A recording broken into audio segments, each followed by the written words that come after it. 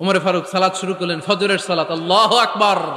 In the meantime Abu Lulu এই খঞ্জর নিয়ে উমরে ফারুকের বুকের মধ্যে 3টা স্টেবিং করলেন। একটা মারলেন নাভির নিচে, মারার সাথে সাথে পাকস্থলী কেটে গেল। আরেকটা মারলেন পাজরে, পাজর ছিঁড়ে গেল।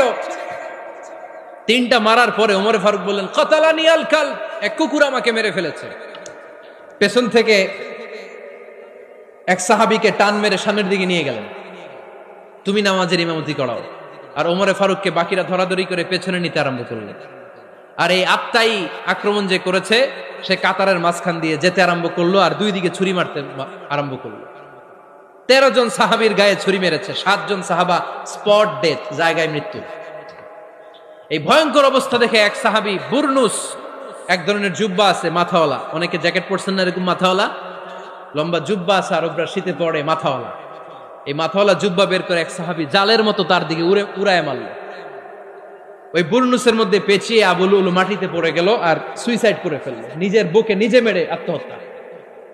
যেই সাহাবীকে ইমামতির জন্য দাঁড় করালেন, উনি ছোট্ট সূরা দিয়ে প্রথম রাকাতে সূরা আল কাউসার, দ্বিতীয় রাকাতে সূরাতুল ইখলাস দিয়ে নামাজ শেষ। উমরে ফারুক বেহুশ। উমরে ফারুক কি বেহুশ। সবাই কান্নাকাটি করতেছে, সবাই দেখতে গেলেন, এখন হুঁশ ফিরে না। মুখের মধ্যে মুখ খুলে রাষ্ট্রের চিকিৎসক মুখের মধ্যে দুধ দিলেন, ওই নাভি দিয়ে দুধ বের হয়ে যায়, পাকস্থলী কেটে ওখান দিয়ে দুধ বের হয়ে যাচ্ছে। তারা বলল, ওনারে বাঁচানো সম্ভব না, দেখেন হুঁশ ফিরে কিনা। হুঁশ ফিরলে ওনার পরে কে আমির হবে, উনি যেন প্যানেল ঠিক করে দিয়ে যায়। সবাই তাকিয়েছে ওমরে ফারুকের চোখের দিকে। আল্লাহর মেহেরবানিতে ঘন্টা খানিক পরে উনি চোখ খুললেন। চোখ খোলার পরেই বলেন নাই, ও মা আমি মরে যাই। চোখ খোলার পরে উনি বলেন নাই, কে মারলো আমারে। চোখ খোলার পরে উনি বলেন নাই, আমার পরে নেতা কে হবে। চোখ খোলার পরে সর্বপ্রথম কথাটি ছিল, আসল্লান নাস, আমার নেতৃত্বে যে ফজরের নামাজটা শুরু হয়েছিল এটাকে ঠিকমতো তোরা পড়েছিলি? আমার নেতৃত্বে যে ফজরের জামাত শুরু হয়েছিল সেটা ঠিকঠাক মতো সমাপ্ত হয়েছিল কিনা আগে বল। আসল্লান নাস, নামাজটা হয়েছে কিনা বল।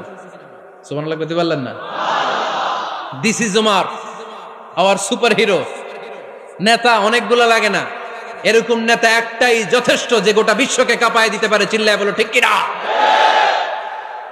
বিশ্বনবী মক্কায় বসে বসে তাহাজ্জুদের সালাত পড়ে আল্লাহর কাছে দোয়া করলেন, আল্লাহুম্মা আইজ্জাল ইসলাম বিআহাব্বির রাজুলাইনি ইলাইক। ও আল্লাহ, 2 জন লোকের নাম বলবো, 2 জনের দরকার নেই, এই 2 জনের একজনকে আপনি ইসলামের সুশীতল ছায়া তোলে এনে